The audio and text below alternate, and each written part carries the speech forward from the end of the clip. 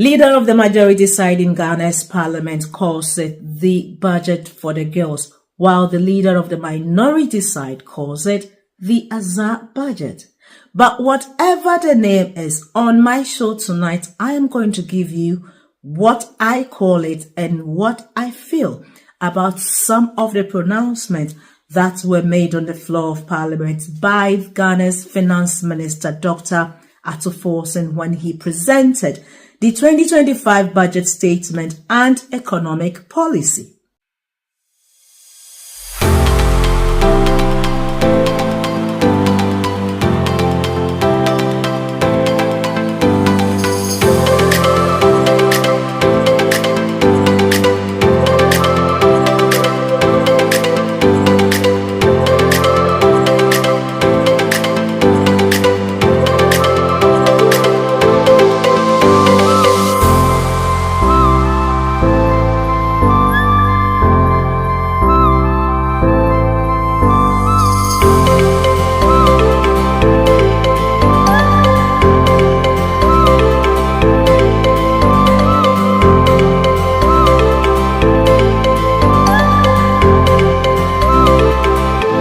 Well, let's get on with it. One on my list is the proposal to scrap the 1% electronic levy, which has come to be known as the e-levy. And I believe that my position on this resonates with every Ghanaian on the street. Because how do you task me twice over one money? Because that's how I understood it.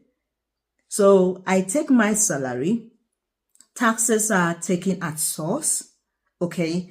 And then if I choose to send 200 Ghana cedis of that salary to my mother, to my children, I have to pay for doing that. The most grueling part of the whole e-levy thing was the fact that sometimes the e-levy charges were even more than the service providers charge. And I'm asking myself, what job did government do?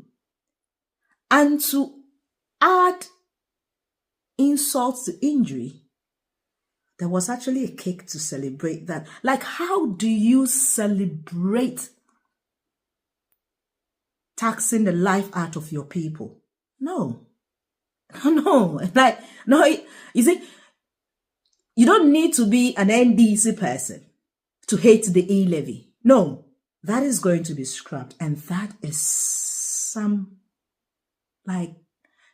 unprecedented and gargantuan relief for me personally. Because, Charlie, again, one day I woke up and I heard in the news that there's been an introduction of something called the emissions tax. And I took time to listen to all the debates and all that because, of course, I am a climate change and environment journalist. So I definitely wanted to know what exactly that was.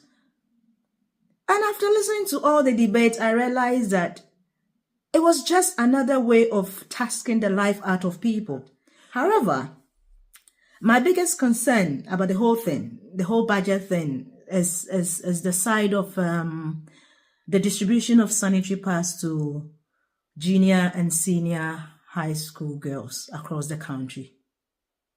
I mean, this was just a budget reading, so definitely the finance minister wouldn't have had the time to tell us how it's going to be done. But then my question is, why are the young girls unable to afford the pad? I mean, of course, it's not even the girls that afford, it's the parents are those that have to buy them. So why are parents in rural Ghana, for instance, cannot afford pads for their girls? It is because it's become so expensive. Right? It's become so expensive. And why are they expensive? Because of the taxes on them. And I stand corrected. I did not see anything in the budget that said that the taxes on sanitary pads were going to be scrapped. Because that is the problem. That is the major problem. Scrap the taxes on the pads, and then the girls can afford. And so there will be no need for government to allocate funding to supply free pads. Okay, let's say you do this for the next 4 years. Even if it's for the next 20 years, certainly the NDC is not going to be in power forever. There will definitely be a change in government. What happens when the next government comes and they don't continue? Yes, it's nice, it's beautiful that we're going to be giving these girls free things, but the question is, how sustainable is this? And how are we going to ensure that the girls in the rural areas get these pads? How are we going to ensure that this doesn't become an avenue for suppliers to just make money out of government, when we could just simply scrap the taxes, increase production? Tell me whether you agree with me on any of the topics I have ranted on.